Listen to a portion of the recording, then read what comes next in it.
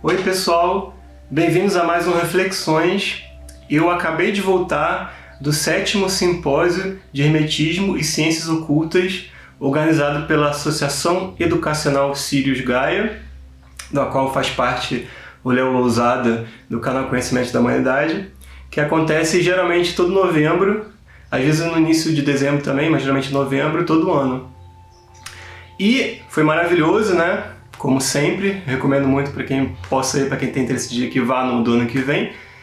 E eu resolvi trazer uma história que aconteceu no início do 5º simpósio, ou seja, 2 anos atrás, onde a gente teve uma palestra, uma espécie de introdução ao xamanismo do grande Fernando Maiorino, que é um dos fundadores da Sirius Gaia e também o fundador do núcleo xamânico Casca de Tartaruga, ou seja, um grande xamã da era atual, e ele explicou como a gente consegue encontrar o nosso animal de poder, e eu, por acaso, encontrei o meu. Então eu vou contar a história sobre isso a seguir.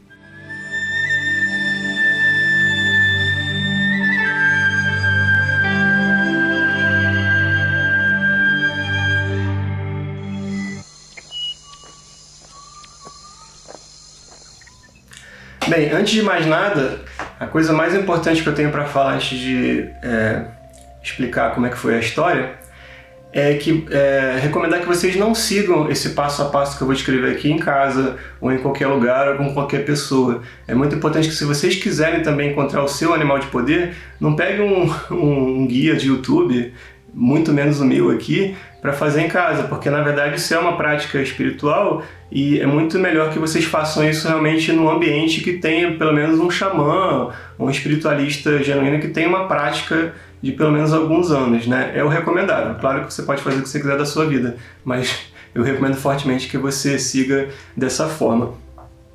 Segundo o estudioso e praticante do xamanismo Mike Williams, no livro O Espírito do Xamã, um animal de poder, ou nagual, que é outro nome que eles usam, não é um totem, não representa uma pessoa ou a sua linhagem e não é um animal real. Só é possível interagir com o animal de poder num plano paralelo. Cada pessoa tem um animal de poder próprio que a acompanha por toda a vida, estando ela ciente disso ou não. Ou seja, na verdade, essa prática de encontrar um animal de poder talvez seja uma das práticas de autoconhecimento mais antigas da humanidade, que sobreviveu a milhares de anos e teve início lá no xamanismo antigo mesmo.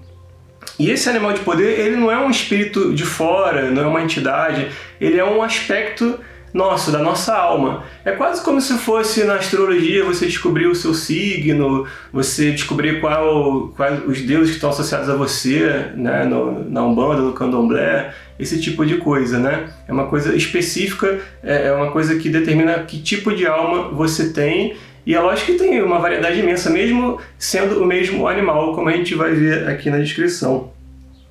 Isso aconteceu logo, como eu estava falando, no 5º simpósio, né, que ainda era na Paulista. Agora eles estão fazendo num hotel que é próximo da Paulista, mas não é na própria Paulista. Então nesse simpósio ainda era na Paulista. E você está do lado da Avenida Paulista, né, e você vai numa palestra e um sujeito começa a falar sobre xamanismo antigo, xamanismo moderno. Eu já não lembro direito da parte teórica da palestra, né? Mas eu até hoje, se eu fechar os olhos aqui, eu descrevo exatamente como foi a minha experiência de encontrar um animal de poder, porque é o que me impactou de verdade, né? É o que causa uma comoção mesmo, né? É uma experiência genuína, é uma experiência espiritual genuína, uma experiência mística genuína. Isso aí dificilmente a gente esquece. Então eu já não lembro direito o que o Maiorino falou e tal, mas ele fala que para o xamã os mundos sonhados são tão reais quanto este. Isso eu lembro dessa frase. Então, o que ele estava querendo dizer ali é que o que você sonha dentro de você mesmo também tem grande realidade, porque é o seu aspecto do seu mundo interior, né? Não é o seu animal de poder, ninguém vai conseguir ver ele fora de você ou flutuando por aí, não é um espírito, não é uma entidade, mas ele diz muito sobre você e a sua essência, digamos assim. Então foi isso. Aí ele começou a explicar como se faz o início da prática. Aí dessa parte que eu lembro não precisa estar lendo ali. Então, basicamente foi assim. Ele pediu pra gente fechar os olhos, né? Ficar numa posição aconchegante, assim, né? Como a gente geralmente medita. Então, eu tava lá, assim, né? Respirando, ficar desse jeito, assim, bem tranquilo. Ele começou a bater tambor. E antes dele começar a bater tambor, na verdade, ele tinha dito o que a gente tinha que fazer. Então, basicamente, era o seguinte. Você ia se imaginar numa floresta e você ia adentrar nessa floresta procurando por buracos. Sejam buracos no chão, sejam troncos ocos, coisas assim. Foi o que ele falou. E aí você tentando achar animais nesses buracos, né? Porque teoricamente estariam escondidos. Quando você achar um animal, qualquer animal da floresta, pode ser inseto, pode ser um animal desse tamaninho, pode ser uma formiga, né? Por exemplo, o Bruno Lanaro do Conhecimento da Humanidade, o animal de poder dele é uma formiga. Então pode ser qualquer coisa. Qualquer tipo de animal, ser vivo, claro. Aí, quando você achar um animal, você pergunta, você é meu animal de poder? É lógico que isso, na verdade, é uma pergunta mental, né? Você está lá imaginando isso e você pergunta. E aí você vai saber, segundo a Marina falou, a gente iria saber se era aquele animal ou não. Então, já estava preparado para encontrar vários animais, fazer várias perguntas, e é possível que você não encontre naquela prática. Não era certo que você ia encontrar naquela prática. Muita gente, inclusive, não encontrou naquele dia. Mas era a primeira vez que eu estava fazendo essa prática e ainda bem, graças ao cosmos, eu consegui encontrar de primeira, mas também se não tivesse conseguido de primeira, se fosse de segunda ou terceira, acho que não faria muita diferença, acho que isso não significa nada de extraordinário em todo caso. Então foi isso, a gente estava lá, né, e isso foi, só para dizer, que foi mais ou menos uns 10 ou 15 minutos no máximo, porque foi no final de uma palestra, né, então você imagina, eu tô ali, fechei os olhos, tô do lado da Avenida Paulista, lá a gente não estava ouvindo a Avenida Paulista, a gente sabia que estava ali pertinho, né, e fechei os olhos, ele batendo tambor, e aí o que eu pensei, eu tenho um templo astral, eu não vou explicar exatamente o que é templo astral aqui nesse vídeo, muita gente sabe o que é, mas eu vou explicar num próximo vídeo. Mas basicamente o que seria isso, templo astral? Eu tô ali meditando e eu tô imaginando alguma coisa. O que eu imagino é uma planície, né? Eu tô geralmente sentado em cima de uma pedra, do meu lado tem um carvalho, na minha frente, assim, passa um rio que está caindo de uma cachoeira lá para a direita, a minha direita, né, a distância, e eu vejo aqui o mar do lado esquerdo, do meu lado esquerdo o mar, e na minha frente eu vejo montanhas, assim, uma cordilheira de montanhas e o horizonte, assim, né? Então é um espaço aberto e eu estou sempre imaginando ele, e cada vez que eu imagino ele está mais vívido, né? Porque eu imagino isso há muitos anos e cada vez que eu volto lá ele está cada vez mais vívido, né? Enfim. Aí o que eu pensei, né? Que eu sou um cara um pouco cético também. Eu pensei, bom, ele pediu para imaginar uma floresta. Aí eu imaginei, poxa, eu nunca virei para esse lado, né? Se tem uma árvore que eu vou virar para esse lado. Só que eu pensei, eu gosto muito de ir para o sul de Minas, em Monte Verde, Minas Gerais, onde meu tio tem um hotel fazenda, e lá tem muita araucária. É uma árvore que eu amo, né? As araucárias eu acho muito, muito bonitas, eu amo araucárias. E também tem alguns pinheiros.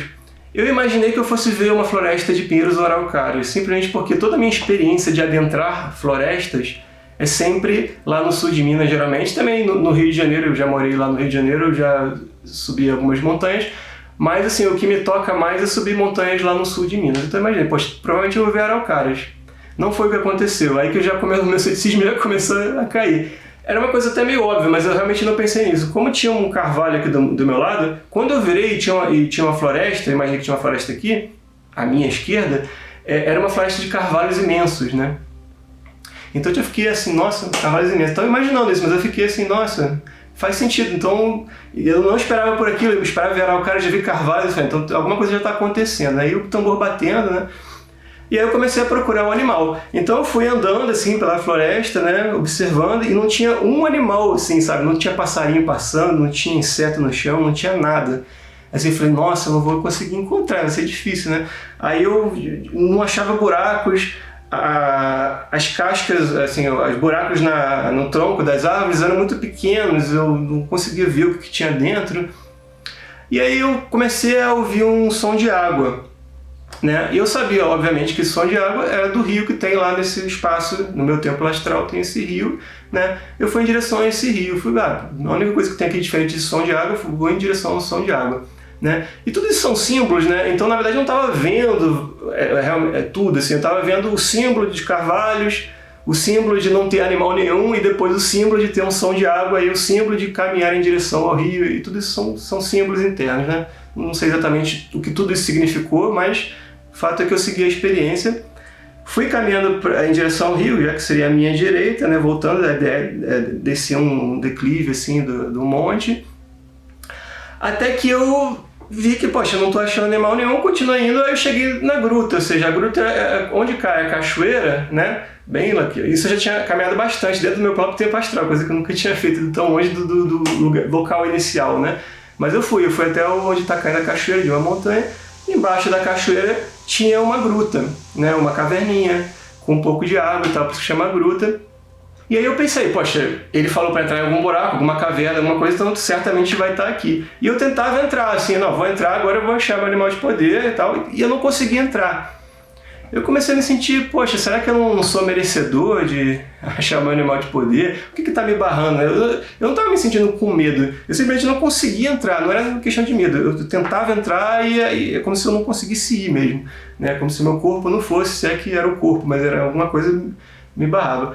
Aí, de repente, eu comecei a ouvir um piar, assim, mas eu não identifiquei de primeira que tipo de ave era aquela, mas eu olhei para o céu. E quando eu olhei para o céu, eu vi uma águia de penas brancas acinzentadas, descendo em círculos, assim, né, em minha direção. E quando eu olhei assim, eu não precisei nem perguntar, eu já sabia que era meu animal de poder, né?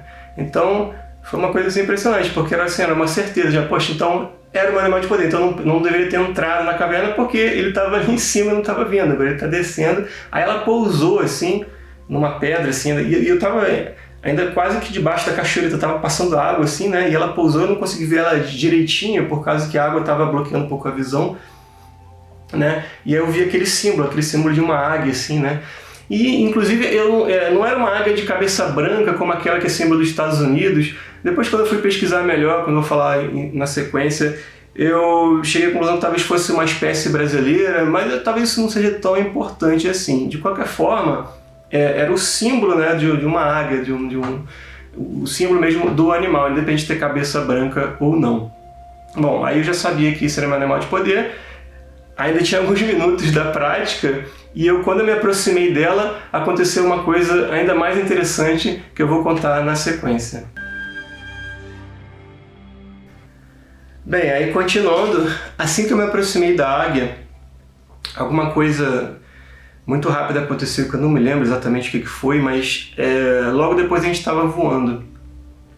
E não é como no Senhor dos Anéis, que a águia pega lá o Frodo com as garras e vai carregando ele, né? Não era uma águia gigante, não, era uma águia normal, provavelmente menor do que eu, só que eu voava junto com ela, né? Como se eu também fosse a águia, como se a águia fosse eu, e a gente estava meio que mesclado e voando juntos, né?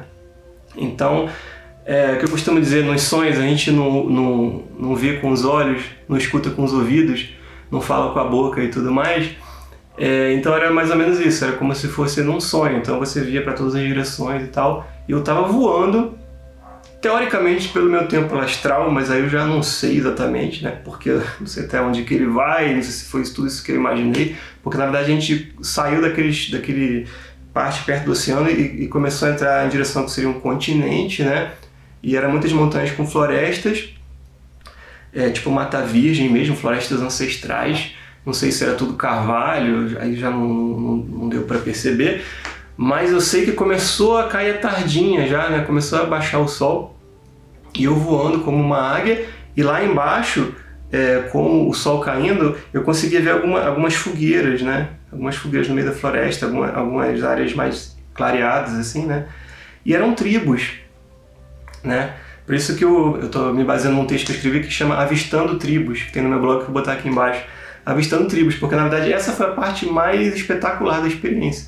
Era como se cada tribo fosse uma etnia humana, ou talvez até de outros locais do cosmos, mais humana, assim, né? Como se fosse, se eu tivesse voltado milhares de anos atrás e aquilo ali fosse várias tribos que estavam disseminando o xamanismo no início da espiritualidade humana, ou talvez representassem também as várias tribos espiritualistas no sentido de várias formas de se ver a Deus, né? As várias doutrinas, as várias religiões, as várias filosofias, ou também as várias formas de fazer ciência que a gente desenvolveu ao longo da história humana. Tudo isso eu sentia ali. Mas como a gente estava muito próximo do final da experiência já, isso dava para perceber, apesar de ter durado só uns 10, 15 minutos, né, para mim, né, durante a experiência parece que foi muito mais, ainda assim você tem uma noção de que está acabando. E aí a águia pousou numa montanha lá em cima, quando o Maiorino estava terminando de bater o tambor, e a última coisa que eu vi, que também foi bem impactante, é que eu me vi metamorfoseado como homem-águia, né? E aí eu já tinha essa suspeita, mas quando eu tive essa experiência, eu percebi que tudo aquilo que se faz de arte rupestre, de homens metamorfoseados com animais, aquilo não necessariamente é um deus águia, ou um deus urso, ou alguma entidade assim. Eu acho que eram experiências xamânicas desse tipo, de encontrar animal de poder. E você, como a sua essência, a minha no caso era uma águia, eu me vi meio homem, meio águia, né? Às vezes com cabeça de águia. Foi muito rápido, assim, eu não sei se eu vi visualmente isso, né? Mas eu acho que era isso, era tipo uma cabeça de águia, o resto do corpo humano, talvez umas penas de águia, assim, uma coisa meio assim, meio RPG, meio, né, fantasia. Mas pra mim foi muito genuíno, assim, a experiência, né? E eu fiquei, até que até hoje eu lembro claramente, assim, dessa experiência. Apesar de ser difícil de escrever em palavras e colocar em imagens também, né? Até pra mim mesmo, visualizar o que exatamente eu vi. Eu me vi mesclado com uma águia, mas não sei exatamente a imagem, como é que foi, né? Eu tenho a experiência, assim, mais ou menos na cabeça, né? E foi isso. E aí o interessante da coisa é que o Maiorino, além de tudo, ele é veterinário, né? Então ele entende muito de biologia, entende muito de animais. E o que ele falou uma coisa bem interessante, porque se você descobriu o seu animal de poder, antes de você pesquisar sobre a simbologia desse animal, nas várias vertentes espiritualistas, esotéricas ou exotéricas, né, daqueles manuais de símbolos que tem por aí que você acha na internet e tudo mais, você pesquisa pelo comportamento desse animal na natureza e vê se isso não tem alguma coisa a ver com o seu comportamento na sua vida. Claro que tudo metáforas, né? Tentar associar uma metáfora com a outra, né? E foi assim que eu fiz. Eu pesquisei como é que, por exemplo, uma águia caça. Como é que ela caça? Ela fica aproveitando as brisas lá em cima, né? Para não ter que ficar se exercitando muito, batendo asa. Então ela fica meio que planando, né? Que é quase como se ela estivesse descansando. Enquanto ela está planando em círculos, que foi assim que eu encontrei ela descendo, né? Ela planando em círculos, ela tem um olho muito avançado, assim, ela consegue ter uma nitidez, né? Ela consegue ver muito mais do que o ser humano, ela consegue centenas de metros de distância, né, do solo, ela consegue às vezes achar um rato, uma coisa assim, e ela vai lá e consegue capturar, né? E desce rapidamente, captura e vai embora com aquele alimento. Mas ela está lá no alto, então o rato não sabe nem de onde veio aquilo, né? O animalzinho que ela pega, não sabe nem de onde é que ela veio, ela chega assim de repente. Então eu associei isso à forma como eu escrevo meu blog, por exemplo, texto para reflexão, ou a forma como eu trago esses textos até aqui para o canal no YouTube, né? Que na verdade esses textos já estão prontos, eu estou trazendo aos poucos eles todos para aqui para o YouTube. Mas o que importa é como eu escrevi eles inicialmente. Como é que foi? Eu fiquei flutuando lá em cima, né? E eu estou observando várias mitologias, várias doutrinas, várias religiões, né? Ao mesmo tempo, aí naquele espaço todo que está lá no solo, lá embaixo, né? É como se fosse um mapa assim, de toda a espiritualidade humana. E aí eu acho uma coisa interessante para mim, e uma coisa que eu acho que eu possa trazer para vocês também, no meu blog ou aqui no canal. Aí eu vou lá e desço, e estudo aquilo, eu pego aquilo e trago para mim, né? E é como se fosse a minha caça. A minha caça seria esse conhecimento específico que tinha ali, que eu acho que dá uma história, que dá um conto, que dá um artigo interessante, né? E eu acho que isso tinha muito a ver comigo. Já a simbologia da águia em geral não me tocou tanto quanto isso. Eu acho que o comportamento da águia na natureza que me tocou mais, que me trouxe mais uma compreensão de como eu caço, né? E a caçada tem a ver com o trabalho, e o trabalho no meu caso é de divulgação, né? Que eu acho que a luz foi criada para ser refletida, e a divulgação dessa luz que chega do alto e ela reflete aqui na Terra, em Gaia, e eu estou aqui no ar, assim, né? No ar, flutuando pelo ar. E eu estou vendo a Gaia lá embaixo, né? Eu acho que eu tenho que trazer um pouco dessa luz para o pessoal que está lá embaixo também, só que eu tenho que descer lá embaixo e pegar um assunto, um animalzinho, que é uma caçada de um animalzinho que eu, de repente, ao me alimentar dele, na verdade eu estou trazendo esse conhecimento para mim, aí eu consigo refletir de volta para vocês ou para quem tiver interesse em conhecimento. Então foi isso, foi assim que eu encontrei meu animal de poder. Eu recomendo muito que vocês tentem no próximo simpósio de hermetismo, que já está marcado para 2019 também. Se eu não me engano, é dia 30 de novembro e 1º de dezembro, mas eu posso estar errado. Mas de qualquer forma é só seguir lá a Associação Educacional Sirius Gaia, vou deixar os links aqui embaixo, que quando já tiver algum anúncio vocês vão ficar sabendo. E claro, para quem acompanha o canal Conhecimentos da Humanidade, é fácil porque eles sempre falam sobre o simpósio lá também quando está chegando, tá? Então foi isso, espero que vocês tenham gostado. Não pratiquem isso em casa. Se quiserem encontrar o seu animal de poder, vão para o núcleo. Para quem mora em São Paulo, busquem pelo Núcleo Xamânico Casca de Tartaruga, que é do próprio Fernando Maiorino. Para quem não mora em São Paulo, tente achar um local onde essa prática seja feita de uma forma séria, num ambiente que esteja protegido, tá? Não é na casa de vocês, é num ambiente que esteja protegido para não dar nada de errado, tá? Então foi isso. Um beijo e até a próxima.